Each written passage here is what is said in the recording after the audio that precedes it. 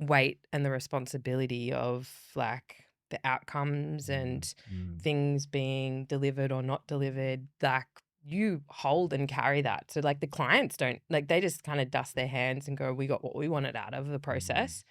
But like we're the ones who have to continue like working with community and mm. like I feel like my obligations are to country too. So like if we Absolutely. don't get the outcomes that we're, hearing from community that they want or we feel concerned are not being met, then like I feel like I'm not fulfilling my own obligations, because that's the way that Totally. I'm committed to this work and like what I see my um positionality in Mm, what we mm, do is like it's about like I don't live on country, like I'm over from the mm, Kimberley, mm, and so I mm, don't get to be there and do the things that I'm culturally connected to. And so I feel like, I have my own cultural practice and connection outside of a work kind of context, but generally like how I show up every day is like this is what like our old mm. people have Yeah, asked us to do, totally.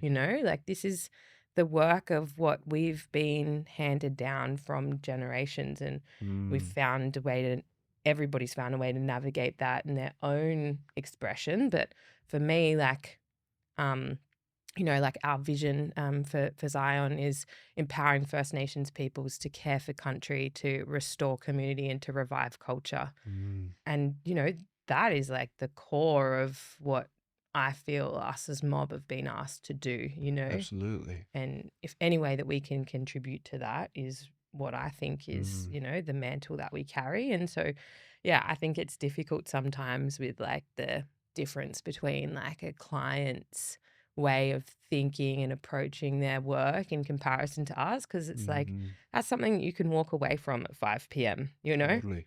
That's not Totally. what we walk away from at 5 p.m. Like, we got ongoing ways of thinking about this. There's no time scale to it. And so Mm, I think that's like a very different measuring stick, absolutely. and responsibility. Yeah, I feel like that obligation piece you talk to, and so much of that purpose piece around country as well. I feel for me, um, the word that was coming up when you were talking was um, like healing, Mm, and in a lot of ways, that's similar sort of feeling for us here at Impact Policy. A lot of the work that we are doing, and um, particularly in whether it's in the justice or the health space, mm, all this sort of stuff is interconnected with country and with our shared history, and so much of it is about our healing as communities, as countries as a whole as well, mm, um, and for us, it's really pivotal. You touched on the access to country stuff earlier. mm, And for us, even you think about even that from a more broader perspective in terms of the flow-on effects to talk about practicing culture and access to country, but we also start to think about like language revitalization yeah. and the ability to do that work in a proper way on country, and the um, evidence and resource that supports that the more we can access country, the more that we can increase things like language Mm, revitalization, cultural practice, health and well-being, and mm, and and social and spiritual connection. And mm, I think it's that's the layers and the intertwine for twines for us as black businesses, is that this there's always a deeper connection to the purpose of the work that we're doing. So even mm, like you're talking about training and access to country, and mm, but the depth of that for what that means for yeah. our communities is so significant. Mm, And I think people can appreciate it, but if you're not Aboriginal or you're not connected to community, it's really hard to deeply understand it. mm, And I think that's some of that stuff that flows into the complexities as well that you talk about around how it's there's no switching off for yeah. us. Yeah. Yeah, absolutely. I think that language yarn is really interesting too, because Mm. like the way that I see, understand, and appreciate language is that it's like held in country Yeah, and absolutely. revitalized through mob being on country. So like Totally. we're not going to sit in a classroom in like a box and like I know that that is how language revitalization does outplay in some contexts, but maybe that's just because they're the confines of what a Western way of thinking and accessing and engaging in education looks like. Mm. But, like, what about like outdoor classrooms? Like Yeah. being on country and connected to what's going on around you. And like, I know that there's been a bit of work in like the like school infrastructure space where they're trying to, be more connected to country. But I feel like, mob actually need to be like outside those confines Mm. of a Mm. way that an education system would like hold us bound. And I think that, being out on country and, walking country and like country actually awakening Mm. that language and people being there together and understanding, Mm. well, Mm. like I'm not super close to the whole kind of language revitalization space, but what I do kind of understand and what I've witnessed in some like situations has been, people like walking and piecing together Mm. different things together, like, so it's like this Absolutely. puzzle of, well, this kind of fits in with this, and this is how we would talk about that. And Yeah. so it's not like they're making it up, but it's that collective understanding, which is then, I suppose, initiated through Mm. Mm. country teaching, country as teacher and Totally. country being the one that revitalizes the language.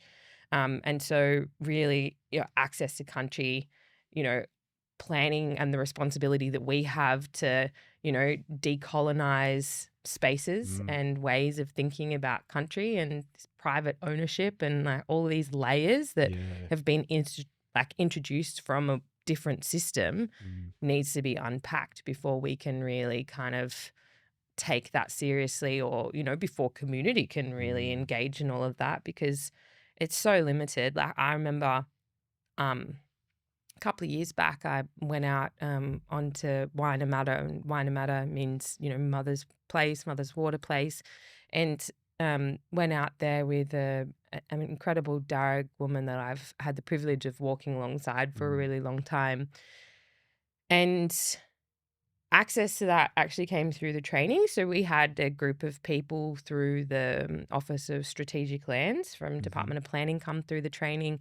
They the kind of part of the department that look after all of the state-owned land, and they're sort of Mm. like, I think in some respects they almost see themselves as custodians of state land Yeah. from a government perspective. And so through that, I sort of mentioned, well, like, I know Darugmob, we've never been out to Wainemata, and there's Mm. so Mm. much change out there. And whilst the change is opening up opportunities for people to think about access to a place that they've been, locked out of for a long time, Mm. that's not going to happen for a number of years. And so after that training, they got in touch and were like, we got a number of properties that back on to Mm. Wainemata, like, how can we work together to resolve or provide opportunities? So we went down there, and this Darug auntie, like, she's like so overcome by emotion. And then Mm. she's thinking, well, I got two daughters who've never been down here. Like, what are our cultural obligations to this space? And, there's a lot of, land management, caring for Mm. country that needed to happen in that area. But the reality is that that's, not prioritized by the Yeah. people who are looking after it, and they don't have the same like cultural obligations for that Mm. piece of land. So, yeah, it was a really powerful experience to go down to Wainemata with a Darug woman Mm. who hadn't really accessed it in that context, and just the emotional journey that she went on, and then thinking Mm. about, well, what are her responsibilities for her daughters being there too? Because this is like a women's space that they Yeah. need to look after and need to care for. So, it's a privilege, but also part of what I see as, my obligations in the spaces that I'm in to Mm. identify those opportunities and unlock those potential moments for people. But Mm. then what is the ongoing legacy of that? How can we integrate, cultural access to country into any of the Yeah. work that we're doing? Absolutely. And I think that's from that policy perspective, that's that real challenge is that much of that is requires a cross agency approach in a Mm, lot of ways too, right? Like if mm, we're talking about access to country for education or health and well, like we're talking about a range of different agencies that intersect. as part of that journey. And I think the more that we can start to, same thing with the language connection and access to country, it's um, it's the same interconnection between the work of the Languages Trust and the work of Department of Planning to start to really uncover and support that. And I think that's how we need to think, right? Like, I mean, and this is not benign to our people and our communities. Mm, This is like social policy generally is, if we talk about holistic ways of working being as effective, we need to recognize that as well from a policy perspective or an operational perspective in government. And so the more ways we can start to think about how we collaborate across, different parts of the business to try and make that sort of stuff happen, like how amazing would it be if, you know, education, for example, was able to partner with planning to be able to facilitate something with that community so that there mm, could be regular access that provided, educational opportunities or reference points for the kids to be able to come out and have that learning happening, mm, just talking in general. But like, that's the sort of thinking we need to progress to in terms of how we start to, make it as accessible as we can. I mm, don't think we can solve that within our own agencies and clusters because we know as our people, like it's holistic and it's complex and mm, it's not benign to a specific part of the area. And I think when you're talking about that language stuff too, a memory come up when I was hearing about the Gulbenkian language revitalization work mm, happening, and Clark Webb, who's mm, leading up a lot of that stuff up there, he was shared a story with me once, and one of his, well, he's got a lot of language mentors that he acknowledges in his journey, but one of them who's passed away now, who was one of the few or only person who spoke, I won't use the language fluent, Gumbenga, but he spoke English as a second language. oh wow. And, it was very old, and Clark spent a lot of time with him on his language journey as he got towards the end of his life. And Clark talked about the power of language in country. And he Mm, would say that when he'd sit with Uncle, Uncle would sometimes struggle to remember mm, different language words or phrases or references. And then they'd go out and they'd walk country. And as soon as they'd start walking country, the language just flooded back. mm, And it was the most powerful sort of manifestation of how critical that connection to country is mm, for where our language lives and how it connects to us as people. mm. Well, But if you yeah, want to get real spicy about it, like the reality of how planning is being used as a tool for colonization is a yeah, really big part of it, Like we were like taken away from our mm, families, like, our like siblings were separated from each other yep, so that we couldn't use language. And we were taken away from the places that we like were connected to and the country that we held language for. So mm, like planning in some respects, like it's not necessarily like hanging the hat on the whole kind of stolen gen, like being connected to planning, but mm, displacing people away from their yeah, country and not allowing them to move with their family was a very intentional tactic used by the white fellas to try to disconnect us from our culture. And so this access back to country is a way of reconnecting, rekindling, like mm, giving those opportunities for these things to flood back. And I just love that mm, example because it's so true. Like, language is held in country and the connection that people, have to being in those places and spaces is what gives it mm, back mm, and revitalizes.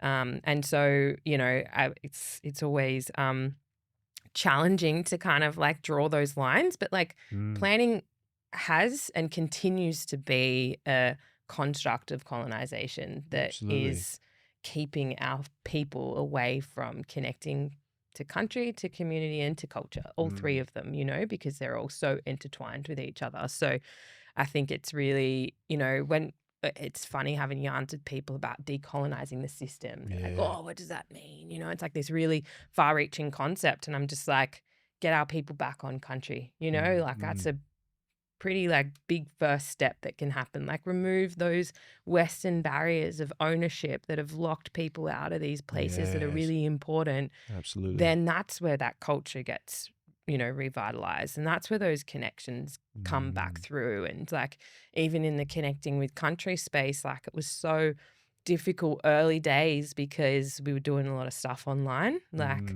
yep.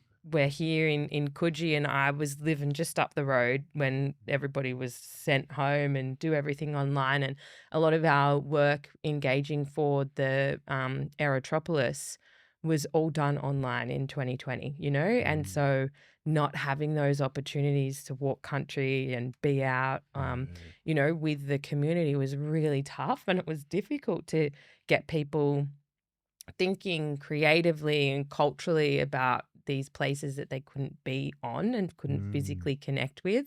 I was only just having a yarn with a Darug auntie on the way over here and was saying how tricky that time was. And yeah. I think that the space that's opened up now that we have that opportunity to walk country. Mm, And I know that Dylan Compermary talks a lot about that.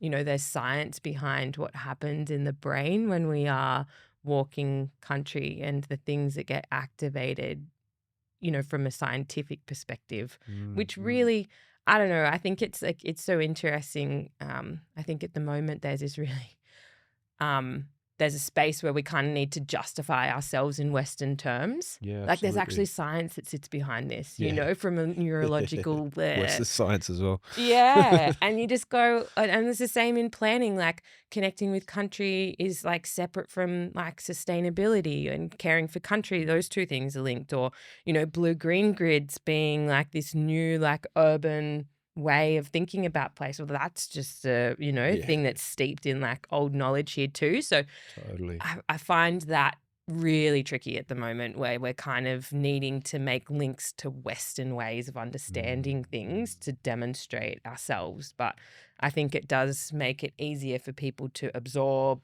to, connect with themselves in their mm, personal lives or in their practice, to feel like it's not this distant thing away that they don't understand. So mm, happy to participate in it, but it does feel like a bit having to justify yourself and connect it in with Western ways is something that mm. I see evolving a little bit at the moment. Yeah, definitely, definitely. I think it sort of reminds me of um, the tragedy of the bushfires in the Mm, south, and the recognition and investment into cultural fire mm, and cultural burning now, and an energy into that I hadn't seen before that, mm, until we had to experience such sort of tragedy to sort of see some recognition and investment into the value of that sort of knowledge. mm, Um, but that knowledge is we've always had that knowledge around us mm, and knowledge holders around us. Um, but it was that journey of recognition and respect for a place for that cultural knowledge to be elevated, mm, and given the resources. So yeah, it's interesting what you talk to, hey, in the sense of where we're moving in terms of how we understand, how we recognize, how we reinvent, and that mm, blue and green reference there as well. mm. I think like the whole kind of like cultural burning or like, these major events Mm, that are happening on country, like providing a platform for like First Nations knowledges, like how are we going to respond to what we hear, mm, now that we know that like cultural burn was like a really big part of the conversation a couple of years ago. And there's definitely been a lot of progress, a lot more mm. access to country, a lot more opportunity for people to, um, you know, practice cultural burning, but, there's also this like, I know that there's a lot of tension in that too because it's Yeah, trying to fit into a Western system. So, like, yeah, great point. people getting like, fire permits, and then there's like a really small window of time that that permit is valid.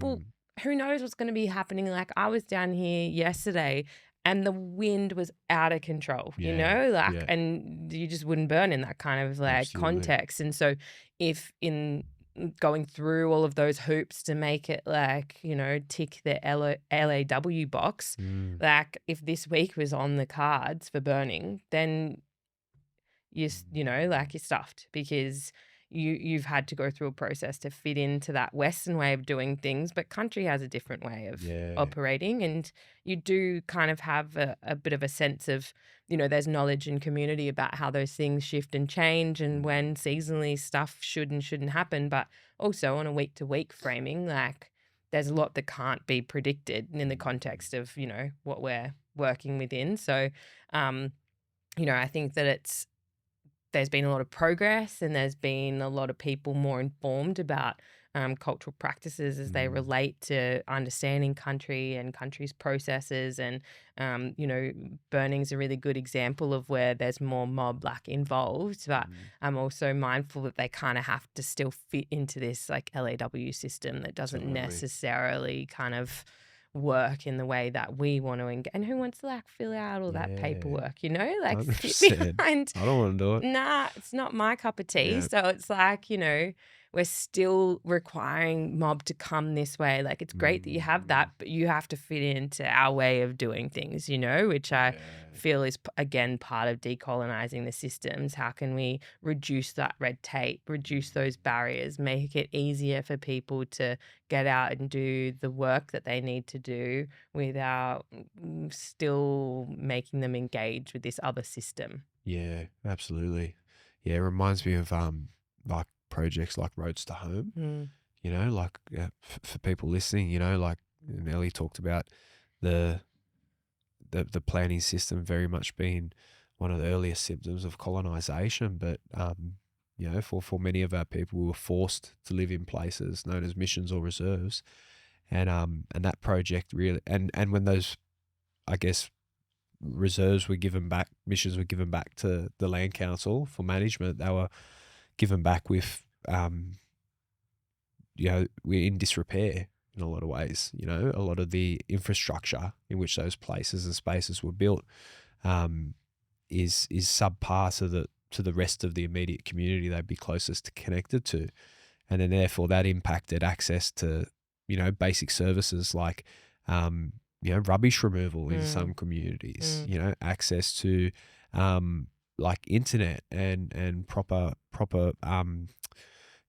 plumbing and construction based on the subdivision that was developed or lack thereof. And so we're still seeing like direct symptoms today through projects like that where they're attempting to address these legacy issues of colonization mm, in New South Wales, and still having to operate within that Western construct as well in mm. terms of the planning system. I've heard some gnarly stories as well, and just sort of stuff from a real sort of you know operational level, like about like develop like contribution fees and stuff for local Yeah. cans, stuff like Mm, that. And just funny yarns like that where it's like, hang on a second, like let's come back to the purpose and the issue around why this project exists. mm. Um, Well, the reality is it's just like, the way that those missions were established was just like, let's just put all the black fellas out there yeah, and we'll do the right thing in terms of giving them some homes that we'll design yeah, from our Western way of thinking about how people want to live. totally. And then we'll just leave them out there to do their own thing. And just like, I Mm, think that a lot of the policy decisions and perspectives of missions is just like, oh, they're just a camp like on the yeah, outside of town. And, yeah. they don't need to function in the way that the rest of town Mm, functions. It's almost like it's been ring fenced as a yeah. different way of thinking about the way that people going to live. And it's just created so much um, like just the living standards that mob, Mm, kind of forced into in that context. And then like, something like a flood happens, like at Cabo, and all the mob yeah, there are like, well, you can't come back anymore. totally. It's just like this constant cycle of the government kind of feeling like they get a say on what makes sense to them and what doesn't. And Mm, then, mm. like mob are just having constantly at the beck and whim of what the government's like position is on certain things. And so, Totally. yeah, the Roads to Home project, whilst I wasn't super involved with it, I know like a really big part of that was also relationship building Yeah, for the massively, department, like, massively. well, what are some practical things that we can do to develop a bit of trust and Mm, respect, mm, because I feel like because of all of those, that context of how government has, treated mob, like, mm. let's be honest about it, those perspective shifts need to occur and trust needs to be built again, Yeah, like absolutely. mob are like, oh, here come the government again with their ideas about Yep, what our future should look like. And,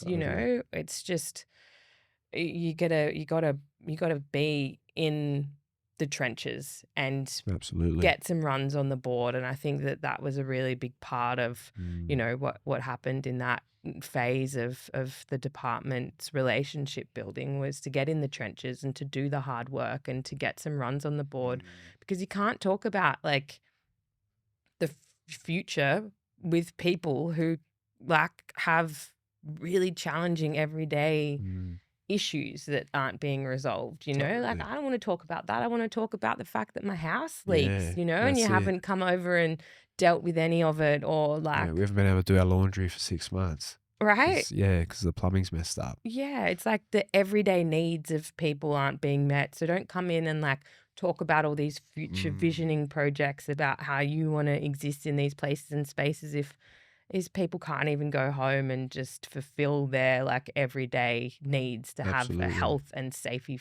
like family space, like a home for their family to exist Mm, in. It's such a totally. big part of what needs to be resolved before we can have those conversations. Absolutely.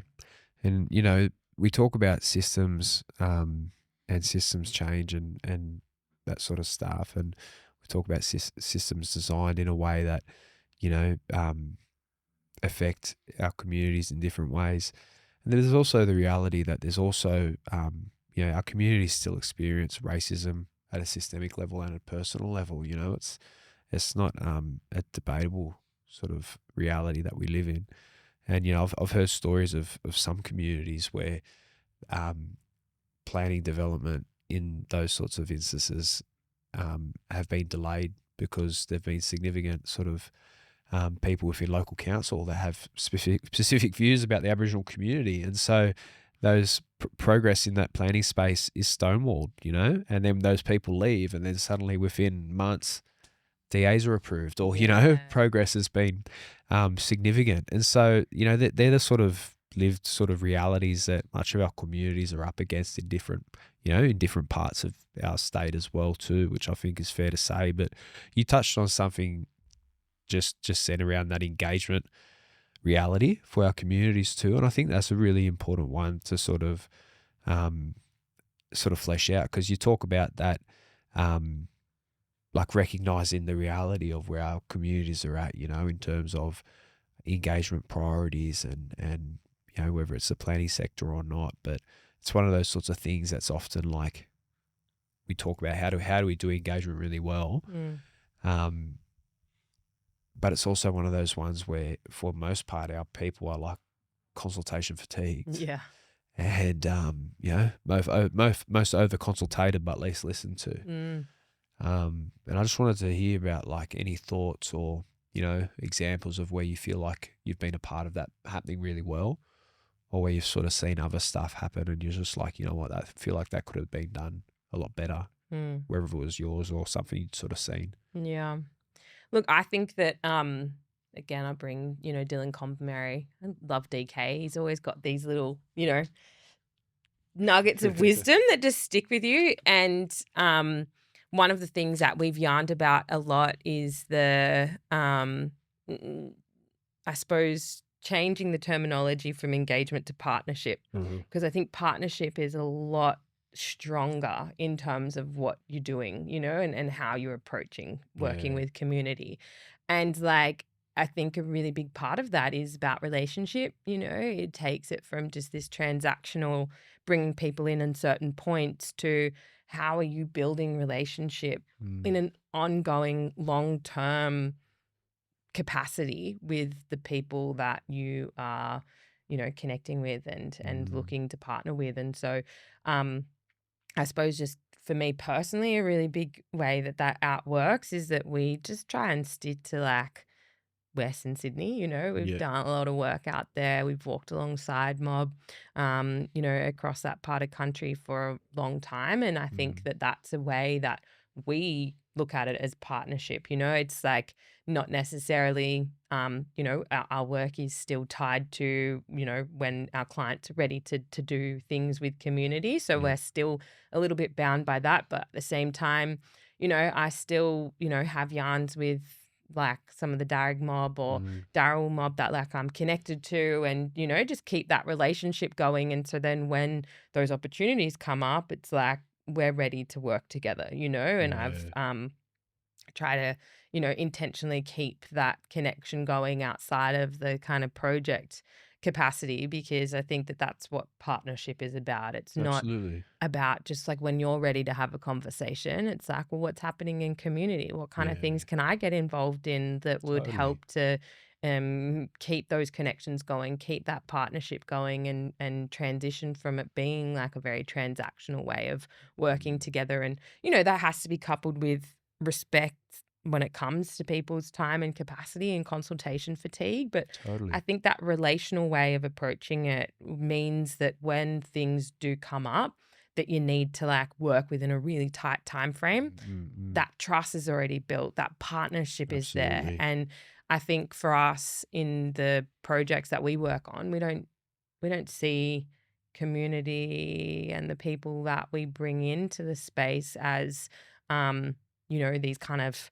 set engagement opportunities or activities. We see them Mm. as partners in the project. So how can we keep the community tracking with what we're doing and Yeah. how we're working with them and seeing them as technical experts Mm. in our projects and in the way that we work with our clients, to really reframe what it looks like to walk alongside, to Mm. empower First Nations knowledges within the work that we're doing. So we're constantly thinking of different ways that we can approach our projects that would really like we're actually starting to talk about for particular contexts and settings how we can embed traditional custodians into our Mm. team rather Yep. than them being engaged at certain points in the program. So that's been quite Yeah. interesting because we then start getting into some of the challenges around, well, why did they get that Yeah. opportunity, Yep. like, oh, Yep. just all the community Total. dynamics that you have to work through. But I think when there's a solid um, reason or positioning for it, Mm. then bringing TCs into the team and actually working alongside them in a much closer dynamic is something that we're Mm. exploring at the moment. And I think that it helps to, manage some of the issues about consultation fatigue or, embedding the knowledges into the project in a really technical way. So I think that it's Mm. actually more about perspective shifts, not just community being engaged and going and checking Mm. certain things at certain points in your program, but like how are you walking alongside each other? What does partnership mean in the context of this Yeah. project? And how can we make sure that the communities that we're working with are really, walking alongside the project as well, Mm. rather than just feeling engaged and whatever they contribute being taken and maybe not looped back and, Mm. Mm. really integrating those knowledges into the team is, I think, a different way of Mm. reframing that kind of terminology. Yeah, I love that. I think it's spot on, hey. And I think that's a really valuable reframe for um people like ourselves that work in this sort of space and do this sort of work. But I think it's also really valuable for a lot of practitioners as well, just working in engagement Mm, generally in the public sector or private sector, or in community too, and thinking about how that sort of work is done, not from a reactive sort of space, project to project, but is more shifted and thought of as a relationship or a partnership. If we know that the work we do is based largely in this part on this country or in this Mm, place, and what are the communities that are there, mm, or that we're connected to, and how do we build that relationship, build that connection, build that trust, and have that ongoing relationship and dialogue. I think you're right, because there are going to be times where, um, for whatever reason, we don't have a lot of time and we do have to respond, mm, and it's you're completely right. It's that investment of relationship building and partnership that is going to make sure that when that work does happen, it does happen well or to mm, the best of its ability, mm, Um, so I think you really hit the nail on the head. I think people listening can really sit and think about how they think about their own work in that sort of space mm, from that sort of perspective shift, and what sort of activities that they could sort of do to try and do that. Even as you were talking, I was thinking about us in terms of, we've done some sort of stuff, but we can do that stuff better too. As black businesses, we have an obligation and responsibility to, um, reinvest and support our communities. I believe that. I know you do. You've supported stuff we've done in the past, mm, but even us, there's that cultural obligation for that. But I think there's also um, a strategic motivation for doing that in terms of strengthening our ability to engage with community more broadly. mm, We don't have great relationships with every community in the state, just like any other black fella or mm. any other person. Like, it's this often, you'd probably get it as well. Like, um, clients think that just because you're black, every black fella in New South Wales, or you can walk into any community in New South Yeah. Wales, and it's like, oh, hang on, like, probably could do this job just as fast as you, because I've never Mm, been there. I don't mm, know anyone there, not mm, connected to anyone there. Um, and I think it's that sort of thinking about, like, okay, well, if you are going to be doing work on country and place that you don't have a relationship or connection mm, to, how can you start to foster and build that? I think you touched on some really good points and ways people could think about that. mm. I think like another important step that we take is that we acknowledge where we don't have relationships, Yeah, and then how can we bring people in to our team, maybe even in just like an advisory role or a yeah, community partner role that would help to kind of unlock those relationships, because we know that the kind of tension comes when you don't kind of understand the totally. lay of the land with the communities that we're wanting to connect with. And you know who works with each other well, who doesn't work with other Mm, people, who how do we navigate some of those very live community dynamics on the ground. And that should really be informed by people who are on the ground, understand the context of what's happening in yeah. community. And so um we're always really mindful. So a project that we've just started working on, we didn't really have many connections in Hmm. that place, and so that was kind of like scary for us because Yeah. it's like outside of our wheelhouse, but it was just something I didn't want to say no to. Mm, And so I knew a cultural values consultant that's done a lot of work in that particular community, and so we brought them into the team on an advisory basis. They helped us to kind of like map out the community members that they think we should be working with, or how to work with the Lauk and what their mm, priorities are, and just giving some insight into what was happening on the ground. And then um, you know the staff at the Lauk have, had a huge varied experience across the mm, board, and so they totally. probably feel a little bit apprehensive to start with. They've got so many things that are priorities for them. And so Mm, even just having this kind of advisor make the introduction into the right person at the Lauk. And then mm, um, I think that she said to me the other day, oh, when I was talking to the Lauk connection, I told her that she'd probably like you, but I'd let yeah, her figure it out for herself. And like yeah. when we sat down there and we were having this first yarn, like I could feel those walls up, a little Mm, bit. mm, But I'm thankful that, after kind of showing myself how I work, how I operate, the type of person I am, the type of yarns that we wanted to have, like the way that we were approaching things, what it was Mm. going to result in. Um, those walls started coming down. I think a Yeah, part of that was even her being at that meeting was because of our, advisor and absolutely, and that vouching for us. for sure. And then we needed to demonstrate who we were. But, all of that I think makes a really big difference in terms of starting to establish those relationships, those partnerships with community, the people that you want to work really closely with. And yeah, I think having like a key um, connection point can really help to unlock Mm, those things, in ways that absolutely. even just showing up in ourselves and the way that we are in practice, Mm, like we can get a certain distance. But I think that having that, because ultimately we're relational people, yeah, that's it. so if we know someone and trust someone and then they tell us this person's all right, I reckon you get along well with them. Yeah, And that is more than that yeah, right, gold gone then. in this space. Yeah, absolutely. I think I hear that loud and clear. I think any project that I've worked on that has been really successful has generally always had somebody um, like that, whether they've been part of the team that's engaged us, that's had those connections, or whether they've been a community member that's facilitated or supported that.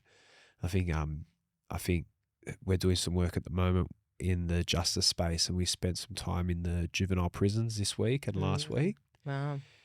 And yeah, pretty heavy. And Feel like you need to like do it like deep yeah, breath out after that. yeah, Yeah. yeah. I used to work in the juvenile prisons many years ago, so it was Mm, not as confronting for me as some of the other mm, staff on the team, I think. mm, Um, but still confronting nonetheless with our kids in Greens, um, behind in prison. But one of the guys from the team, from the crew that engaged us, he used to work in the centres. So he mm, came in with us for our engagement, and he already knew half the kids in the centre. He knew the staff, but he hadn't worked there for maybe 12 months. mm, But it was just that relational connection mm, to the place, space, and people. And where these two odd, consultants coming in, like it would have been so awkward. Um, but it worked really. I'm confident we would have got there, but it would have taken so much mm, longer. Um, and we're really trying to take a co-design approach to this piece of work. So we went back twice across 2 days mm, to retest what we're hearing with the young fellas and and pull that stuff out a bit more. But yeah, same thing though. Like if we didn't have that that member of the team with us as part of that process at the start, I really doubt how sort of significant our engagement would have been that first visit. mm, Maybe if we went back again the second time, or when we next go back out to the prisons, it would be strong because there's a level of trust or rapport, or like, okay, these fellas aren't just fly in, fly out mob. They'll actually want to hear us. mm, It would get stronger, but we were able to have a really valuable session mm, with them across those 2 days because, 100% because of him. mm, And it just reinforces what you're saying there around how critical that stuff can be. mm.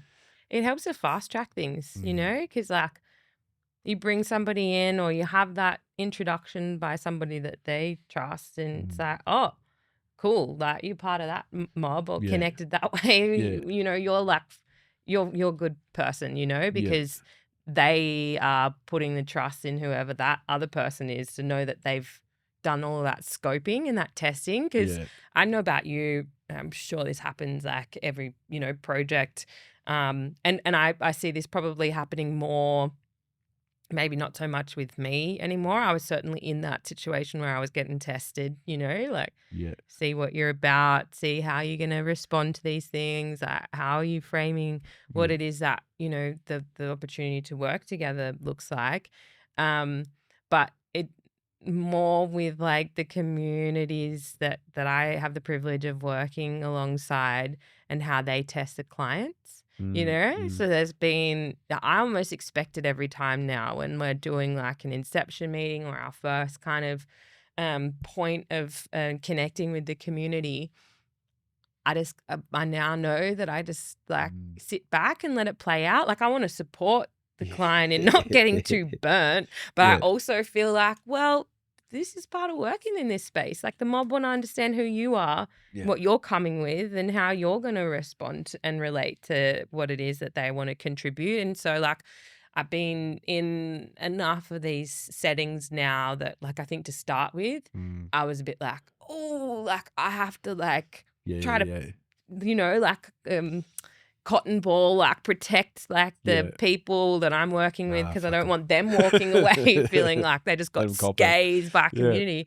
But I'm like, now I just kind of sit back with my Gotta go through popcorn it. and I'm just Gotta like, go through it. you just, this is not about me actually. This is Yeah. about you and the community, like understanding how you're going to be and Mm. how you're going to respond. And I can't do anything Absolutely. in that. I prepare our clients now. I'll be like, look, this is you Gonna walk probably going to into get put something. through the ringer. That's Yeah, part of what the community going to want to know about. Like they don't totally. want you marching in your government like Your RMs and your chino pants, totally. saving the They're going to world. see that coming from a Yeah. mile away, And so like these are the things to prepare yourself for Mm. and like I can support you in a certain way, but like just be yourself. That's the Yeah, best advice that I can give people. Like absolutely. I remember working on this job out for the Central Darling Shire Council, and we did the community strategic plan out that way. And Mm. Wilcannia is one of the communities that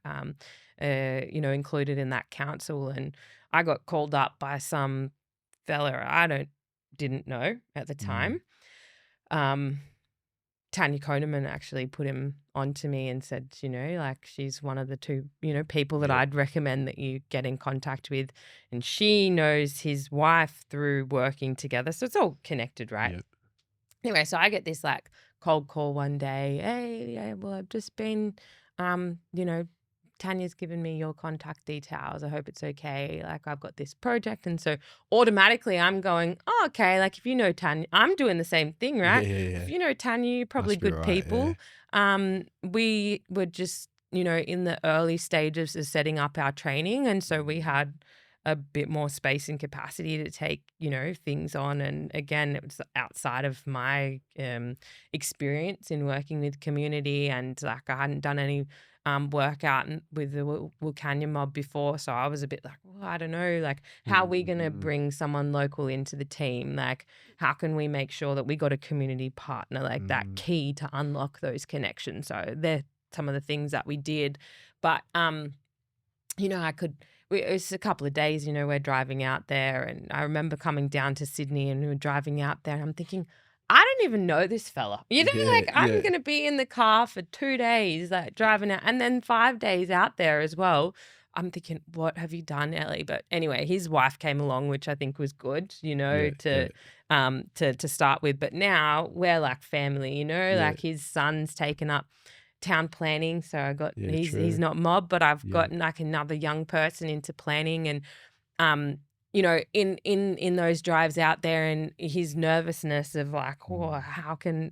what am I gonna do? I've not really worked with like Aboriginal Yeah, communities much before, and you can see that apprehension. People want to approach them the best way possible, and like yeah. they got some of their own hang-ups, and I just said, just be yourself, Totally, just totally. tell people who you are and why you're there. Just be as relaxed as Mm, possible.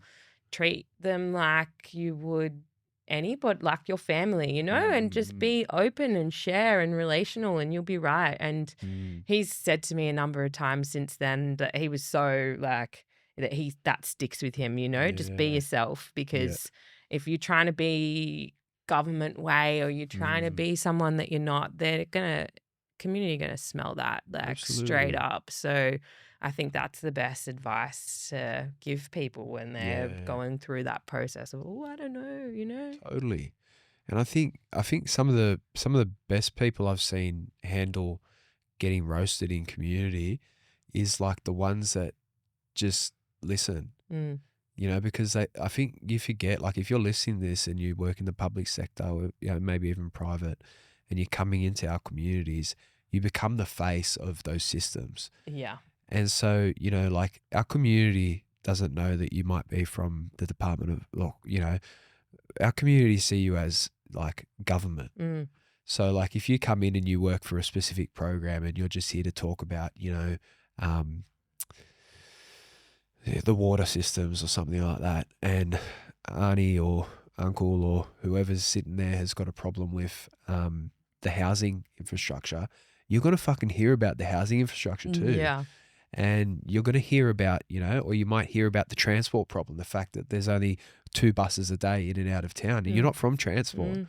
But it doesn't matter. You're still you become the face of those systems, and so the places where I've seen professionals handle it really well is when they just hold space Mm. and they listen to that and they hear that, and then they just be themselves and do their best to respond. And for the most part, people just want to be heard, Mm. and if people are in a position to provide advice or support or something, then that's fantastic. But if not, then the conversation about why they are there and what they can do Mm. with the power that they do have is often a lot more heard. The times where I've seen it go the other way is when people have got very defensive very quickly Yeah. and cut people off. I'm not from there, or we Yeah. can't talk about that, or anything like that. And then straight away, it's like people aren't hearing the logic around like, oh, this person is not from that place, and so therefore he can't help me, and he doesn't want to waste my time or his time. Mm. They're hearing, oh, this this dog's just cut me off in the middle of what I want. He doesn't want to help me. He's just like every other system that's letting me down. Mm. What's this going to be? And the disengagement is just almost immediate. So yeah, similar to what you sort of said, a big lesson on relationships is just being yourself, but also holding space and recognizing if you're coming in as an outsider, sometimes you represent more than just yourself and your team.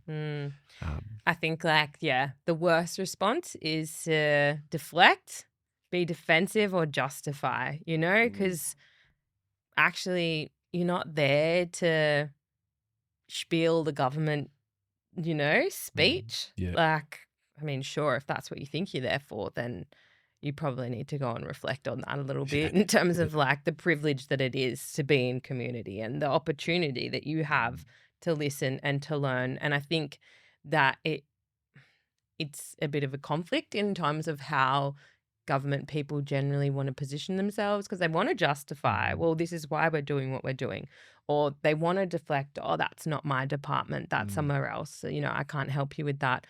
Or they want to be like defensive because they're feeling attacked. And it's like, as you said, it's not you being attacked, it's the system that's being attacked that you represent. And so I think the more that people can understand that this isn't personal when, our community, our mob are like having those responses to you, it's actually that you represent something that they have an issue with. Doesn't matter if you fall into that silo or that project or that way of, seeing things. I feel like it's really important for people to not feel like it's personal, because it's not, unless you're, you just being like, a racist or something, then it starts to get personal. But generally, it's not about you, it's about what you represent. And if you can sit in that and understand that they're not trying to like have a go, they're just trying to be heard, as you said, then I think it helps unlock a lot of the conversations that will come after that. Because usually it's just like you get that roasting, and then it's like, okay, now if you've responded to that in a respectful way, like I'll start sharing more and I'll start opening up. But like, Totally. you need to leave space for that at the start, because all of those frustrations need to be heard. And that's in some ways, firstly, a way that communities are like testing people, but it's also about like, these are the things that are most important to me. Like, I don't really care what you want to talk about, why you're here. Like, I can't do this or that, or, like I can't get to work, or I can't do my washing, like these are Totally. things that are affecting me every day for a system that I don't understand. And you're there and you need to hear about that, because it's much more important than anything else that you've got on your agenda. So I think it's like fleshing all of that stuff out. It's really important in those first phases. And then how you respond will be a way that the rest of the conversation unlocks, really. Yeah, absolutely. Absolutely. I think so much of it ties into a lot of the themes of what we've been yarning about, really, hey, around relationships Mm, and connection and that sort of stuff with people, but also with yourself and mm. how you hold yourself in those spaces too.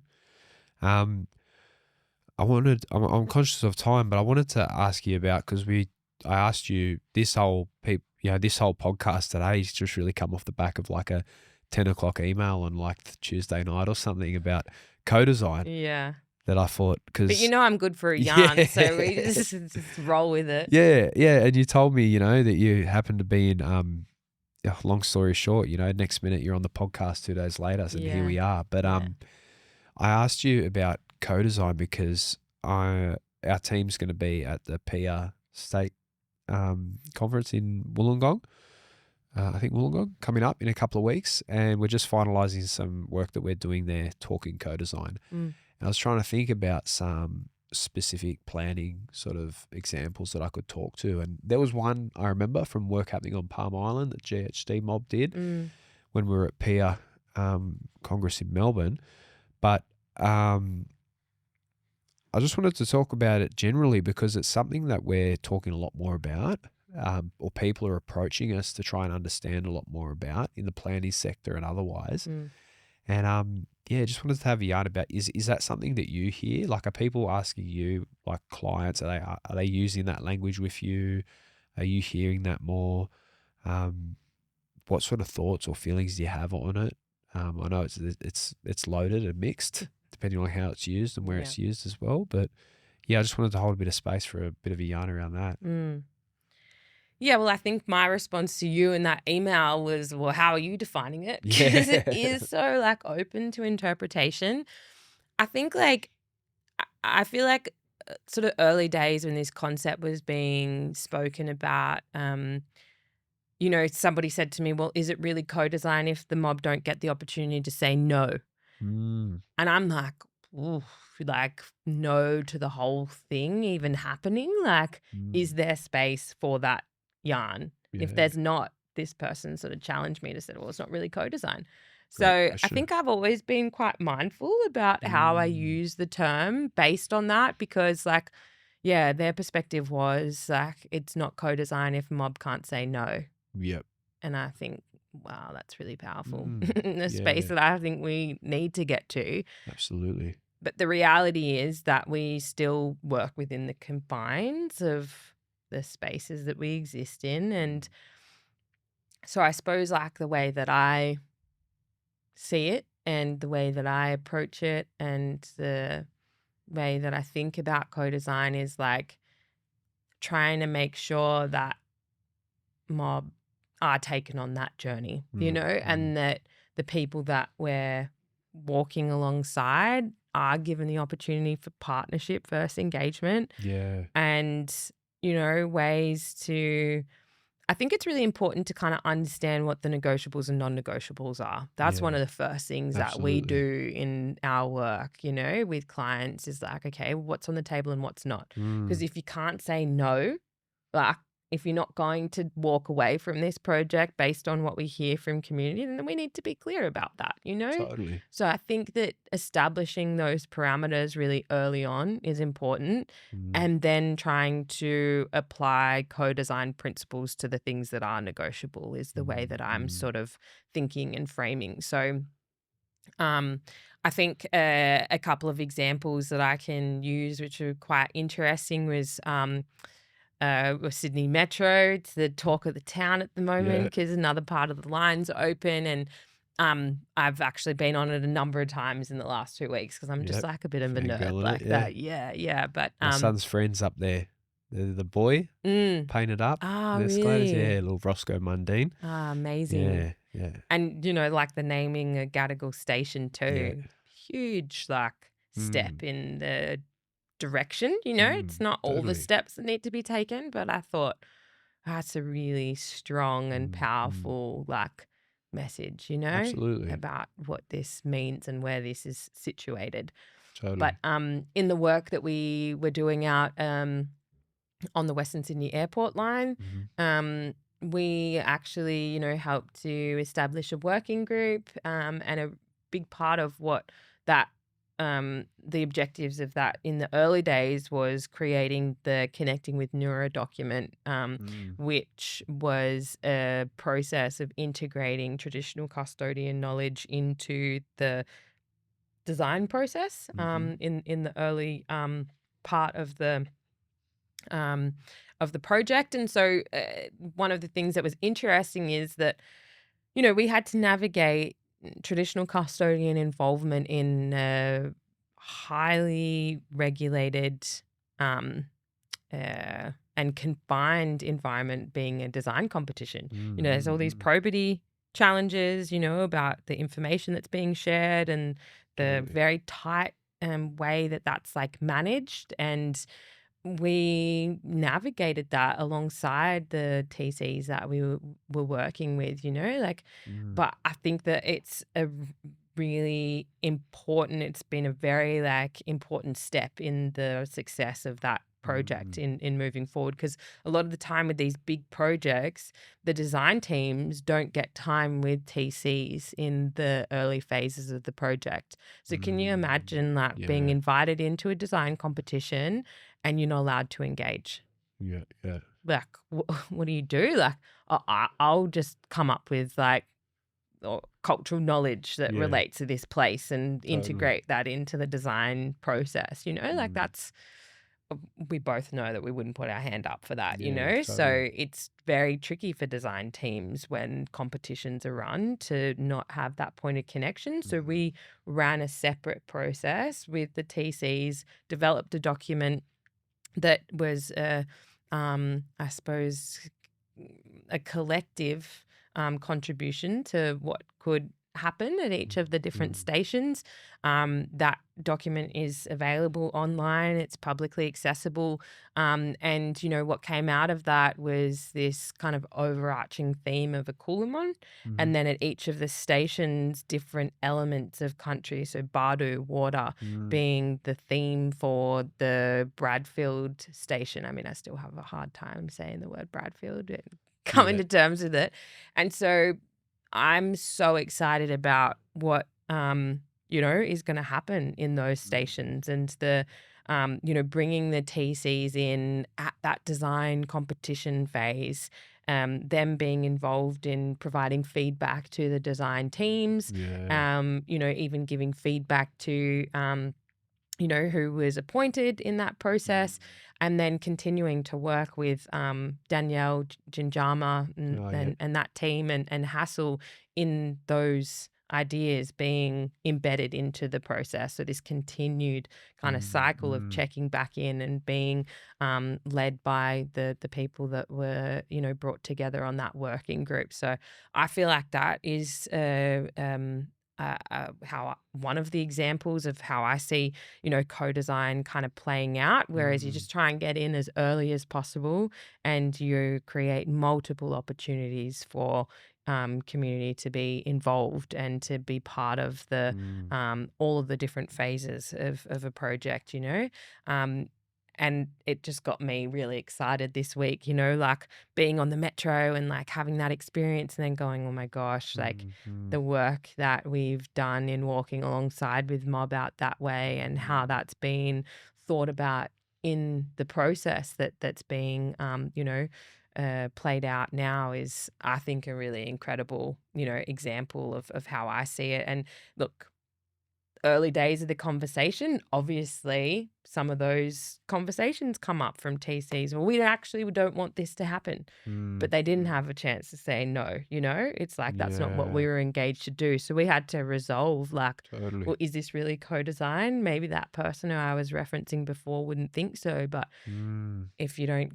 give these opportunities for communities to be involved as soon as possible and in a really integrated way, Mm. then, it feels tokenistic down the line. And it's just Yeah. like, oh, we've left this wall for a mural, and that can be the thing that, brings Totally. country into the space. And it's like, you've really missed the strongest kind of Mm. partnership invitation if you've Mm. only kind of left it to those stages. So for me, co-design is as early as possible, as integrated as Mm. possible, coming with those partnership opportunities, and really seeing our mob being partners in the process and being technical experts. Mm. That's how I'd frame it. Yeah, look, I think that's pretty clear. And I think, to be honest, a lot of the stuff, a lot of the principles that I feel like you've talked about in this yarn today are really critical to doing co-design really well as Mm. well. And so I think, yeah, I think so. And just that basic question around like, really it comes back to, you are talking about power. Mm. Like, does community have power and agency to Mm. say no? Mm. And if they don't, then, this isn't, we're not talking about co-design and stuff like that. So I think, yeah, I think that's really valuable for people listening to try and understand and try and take away. I had a really important thread that I wanted to come off the back of that with, around some co-design stuff, and it might come back. So I will keep going, and hopefully I'll loop back to it. But one thing I wanted to explore more was the launch of your training, Mm. and if you wanted to talk to people listening along, because we get so many people listening to the Impact Policy podcast that are reaching out for where to from here and resources and stuff like that as well. So do you Mm. want to maybe give us a bit of an overview or an intro to, the training that I know you only launched it like this year as Mm. well.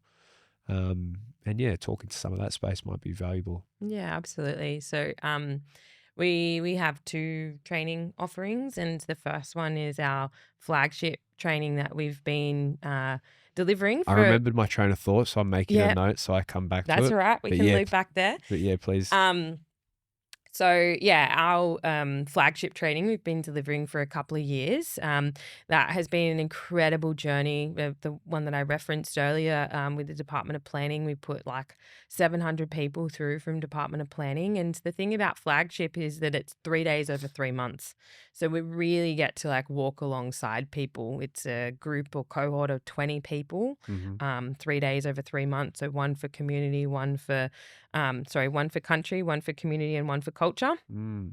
And so, by the time that you get through that 3 month period, you're looping back to people's personal commitments, and you're seeing and witnessing a lot of Mm. change, which I think is a really valuable part of that model, is that walking alongside and keeping people accountable and checking Mm. back in. But as we kind of got to a point that, our capacity was almost maxed out, we were scared to talk to people about our flagship training because, like, if it took off, then would we have the resources to be Mm. able to meet the demand? And so we were like pretty concerned or scared about like telling people about it because we just Mm. didn't know that we could scale it to meet, people's interests and commitment. So um we then decided, okay, well, we can either grow our team, employ more people, bring more trainers in, and try to, to identify people who could really hold that space and hold that well, Yep. um,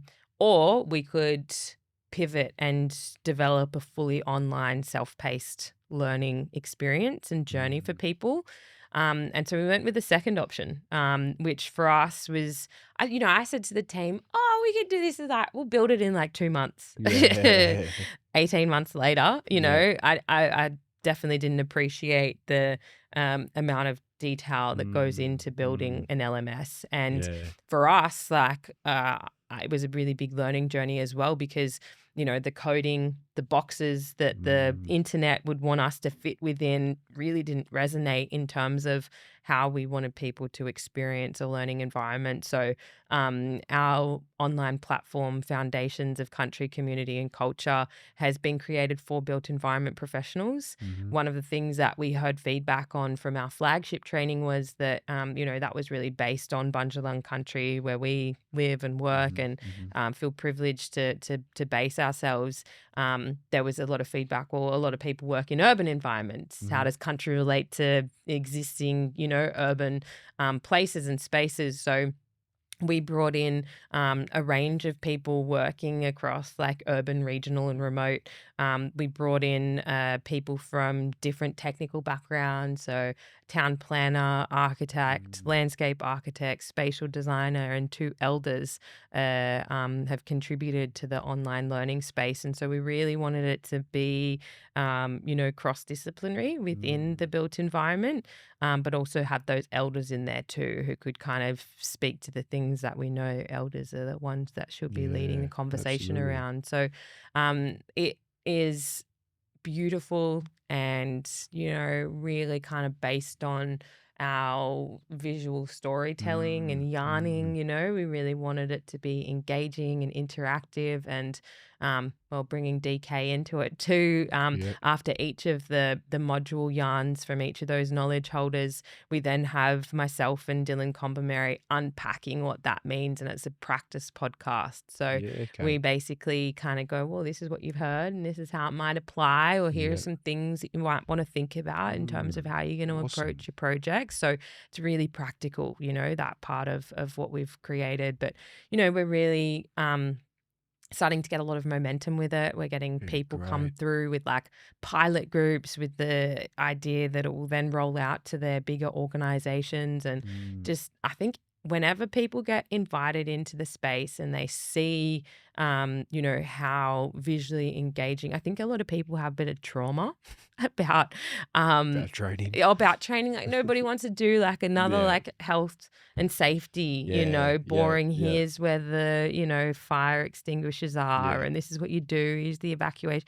Like, I think that there's a lot of like trauma and triggers around when you talk about yeah. what a online learning platform would look like. But we've really tried to create it based on our cultural framework Mm. and our way of sharing knowledge, and really position it in a way that's really engaging for people. So we're Mm. open, for people to come in there and experience it for themselves because, just some of the things that we hear from people about what they've learned and how they're applying it to their projects or their way of thinking has been really powerful.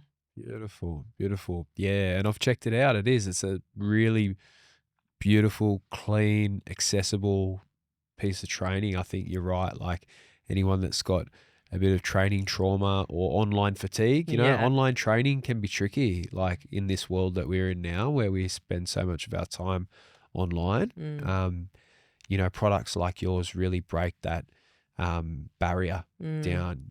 Really, really high quality online training that's, you know, accessible and engaging and enjoyable, I think is really, really valuable and mm. for our sector specifically a massive need. So for anyone that's listening along that's thinking about the next steps, whether for yourself or for your organization or team, where would they go to find out more about that training Yeah, so or you can yourself? you can access it on ziontraining.com.au. That sort of talks about both of our offerings, gives you an opportunity to fill in an EOI, get in touch with our team. So that's kind of the one-stop shop really in terms of the training offering.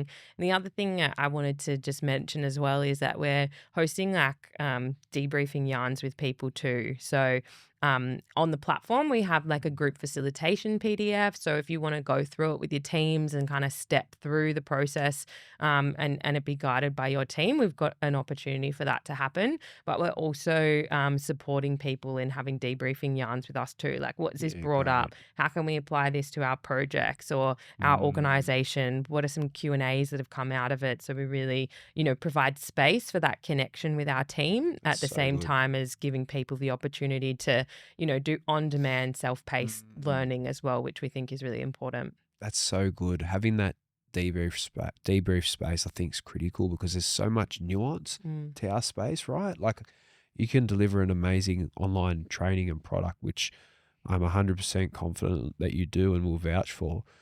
But there's so much nuance to our work that to be able to have a space to debrief and ask some, sector specific or project specific questions and mm, translations and just or just debriefing the navigation of it's so valuable. I mm, think. Yeah, so that's so awesome that there's a space for that. I think that that's even just the access to that is invaluable alone for people to be able to mm. get. So And we yeah, want to connect with people too. Like that's what mm, we love, like having yarns and understanding where people are at, helping them on their journey. Like you Mm. kind of said, what are the next steps? One of the things that we really believe that this is a lifetime of unlearning and relearning. Yeah. So we meet people where they're at, we come alongside them and helping to unpack some of the concepts or, respond to some of the questions that have come up for them is Mm. something that we really pride ourselves into because we love those moments where you can see when people kind of are thinking about something differently. Like that's why one of the reasons Absolutely. why I show up to work every day. And it's Absolutely. yeah, a layer of that connection that we really look forward to. Yeah, beautiful, and I love that unlearning and relearning piece is critical and pivotal. Um, what I was going to say around Looping back. co-design, looping back to co-design in the short time that we have left, because we've had a really good yarn, and I'm just conscious of time, but it was that co-design piece was one, I had some reflections around community. So when often a co-design project happens and people say it's been done, it's been co-designed with community, and you gave that example of, oh well, there was a TC that might not have been happy Mm, or whatever. I think there's this communications piece when we talk about co-design, that it's, unless you're really doing it at scale with the level of time and resources, I don't, how can you ever really co-design something with the whole of community? I think mm, we need to talk about a bit more clear about, like, we might build a governance group or a community reference group, and we need to be clear that we are co-designing this project or outcome with that group of people. That's what's been we've co-designed that with, and I think it's hard because we talk about like representatives of community, or whether our communities or others based on the projects. But what we're building with that group of people, and those people are representatives of the community that we're designing alongside and for. Um, but yeah, like when we talk about co-designing with community, there is always an inherent risk that um, unless that group is representative as best possible of the community as a whole, how can we ever meaningfully have delivered something that's been truly co-designed for the whole of community? So I think some really critical questions come back to then, how do we start thinking about what do those governance or reference or engagement groups look like as part of that co-design process, when we start thinking about, speaking back and seeking consent and navigating power and making sure that we, as best possible, have those groups and those spaces that are as representative as possible. But I think it's one of those, I just sort of touch on it because I often sort of think when I hear people say, like, it's been co-designed with community, I sort of think like, oh, I haven't heard of it. Like there was some, like when they built the South's new training ground in Maroubra, and there's been some nice designs, cultural designs on the side and that. And I was reading some stuff about, like, oh, this has been co-designed with the local Aboriginal community. I'm like, this is the first time I've seen this. mm. So it hasn't been co-designed with me or my family. But no doubt there's been a group that it's been co-designed with. Yeah. You know what I mean? So like that's just the ickiness that I'm coming back to. That's probably a little bit out of context given we digressed a little bit. But I'll leave that with that there. I mean, I Um, think it is really important. And this is probably where I try to avoid using the term mm, because I feel like it is a little bit loaded, yeah, totally. co-design with community. I mean, who's community? Yeah, And who did and didn't have a say. And totally. I just, I think for us, we always try to have a very like, like tailored and responsive way of working alongside the Mm, communities that we get the privilege to work with. Because like at the end of the day, like we need to have specific conversations with specific people. And this is mm, where I'm a lot of the time sort of moving away from this kind of model that's like an mm, advisory group or a circle because you miss out, I think, in you want to take people on a journey and you want people walking alongside. But I also think that when we come back to like that whole kind of consultation fatigue thing, mm. you need to kind of understand what types of conversations you want to have, what Yeah. the opportunities are, and then identify the people that can have those those conversations and can Mm. contribute to those things. So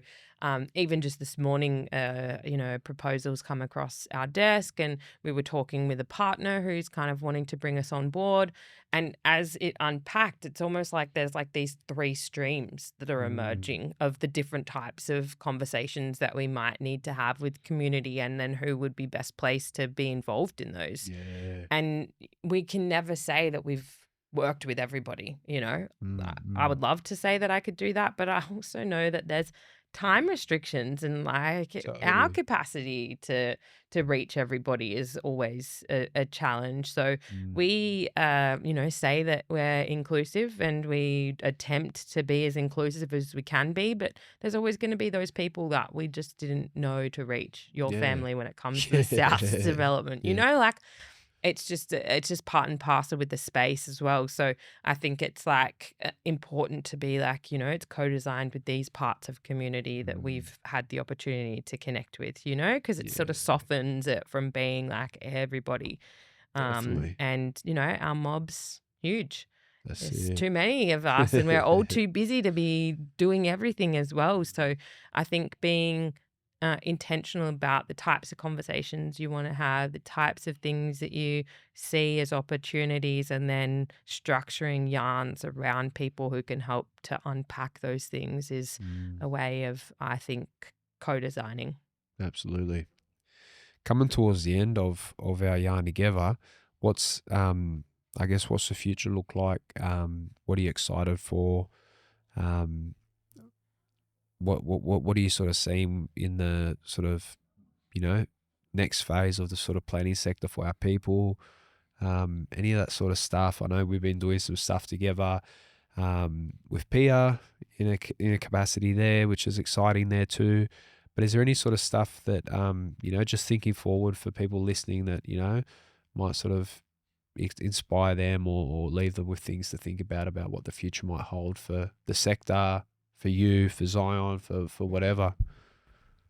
Yeah, it's a big one. Look, I think the future looks black. Mm, I'm excited about the rising up of our mob in this space, and like seeing like I know one auntie went to like a community consultation session recently that was for the broader community, and she went there and she said, you haven't done a connecting with country framework, yeah. like people who have been on this journey with us for a little while starting to Mm, understand their mm, rights, understand what projects should be doing and holding people to account. Like I think that we've all been privileged to have those, like, we stand on the shoulders of giants, and we mm, stand on the shoulders of people who've been banging down doors for a really long time to try and get a voice and a mm, seat at the table. Those seats are being created now, and so I think that it's a really exciting time and evolution of our people going, we can be whatever we want to be. We can mm, do whatever we want to do. Like those barriers still exist in some settings, but we have opportunities to go, that's racist, or mm, mm, where's your rap commitments and how are you not meeting them? There's more things for us to hold people to account to about. You can't just be like lip service, this shiny document yeah. anymore. Like we want real outcomes, and we have the opportunity to hold people to account in that space. So I think for me, like a really exciting thing is like seeing more mob in planning, like one of the Mm, things that I know, that I'm passionate about is acknowledging mob as the first planners. mm, We have existed here for thousands of years with complex ways of seeing country, engaging with country, knowledges of country, and how we would relate to places. Like even here, the mm, name of this place that we are, Coogee, it's like the mm, place of smell because there's a lot of seaweed that used to, yeah. come up here. And I've lived in this place and know that that's something that this place is known for. So, like, Yeah. how are those knowledges being integrated into our future, into ways that we think about our places and spaces? And yeah, for me, it all really comes down to country centered places. That's the name of our podcast and the way that we're positioning Shout out. ourselves. Thank you. timing. Yeah, it'll come out at some point, but country-centered places, Mm, that's where I am, investing a lot of our energy. And how are they First Nations led? How do we get more mob into planning, mm, understanding how planning relates to our cultural obligations and our cultural values, and positioning more people in this space that are bringing, their deadliness, their mm. connections, their own obligations for country. So that I'm Neat. seeing and feeling. Sounds like a perfect way to bring us to a close Yeah. as the background noise continues to slowly grow louder and louder. Outside of our studio, it sounds like there's a concert about to kick off. So it's Better go good. join. Better go join, get our dancing shoes on. But yeah, what an exciting time for us. And I just want to take a moment to thank you for giving up your time to sit here with us Mm. and share this yarn. And I feel like there's going to be many more opportunities for us to record different episodes, because even just that last couple of minutes, some of those things you touched on there, I was like, oh, gee, I could have a big yarn about some of that stuff. Mm. So really hope we get a chance to get you back on as well and flesh that stuff out a bit in a bit more detail. Sounds good. Yeah, well, from where I travel from and live and work, bunch of the country say Boogle Bear. It's like thank you. And I just really appreciate the space that you hold and being invited in, and always up for another yarn. So hit Man, me up, bro. man, thank you. No worries. Cheers.